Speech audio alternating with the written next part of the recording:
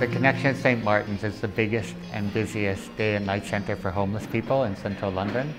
And what we aim to achieve is to get people off the streets and into permanent accommodation and jobs. That's really our goal. Westminster, unfortunately, will have the highest number of rough sleepers and the highest transient population of any borough in the country. People are attracted to the bright lights in big city. For a lot of people, this is London. Trafalgar Square is London. Here, we're expecting to see a 23% increase in the number of clients we're seeing. Last year, we've seen about 5,500 people come through our doors. An average day is somewhere between 180 and 230 people. Well, volunteers can help in so many ways.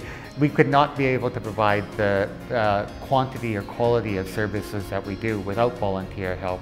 Volunteers actually outnumber staff here 5 to 1, but volunteers can't replace staff. We have to have core services running at all times, so that's why we have paid staff doing that.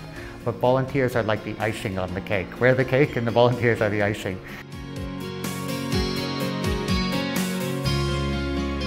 I think all large corporate firms have a social responsibility, and the way we wanted to demonstrate that best was by volunteering of time and also fundraising for causes that are on local doorsteps, so actually in the local communities themselves. So this isn't a corporate appeal, this is something that the individuals themselves are passionate about and want to commit to. Well, as the chosen charity for London this year, and with it being on the doorstep of 440 Strand, we're very keen to actually see how it operated inside and get to actually help with the kitchen itself. I think it's a combination of fundraising and volunteering. So by volunteering, you get to see actually how your funds are used in practice, so it's a great experience. Do you get to know your colleagues outside of the working environment? You do get to see what they're like in certain situations, how they react in certain situations, and you also get to learn about them. I know Phil doesn't like washing up, that's what I learned from him today. It's quite a different experience being in your team outside of the workplace. You find the natural leaders in the workplace suddenly change and become very introverted in situations where they're not comfortable, so that was an eye-opener.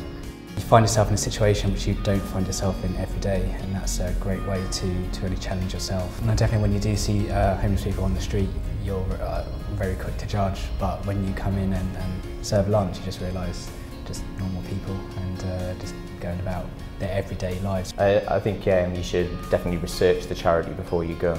So turning up, you get the experience, but actually if you look up what the charity does and its aims beforehand, you can potentially use that view while you're actually doing the work itself.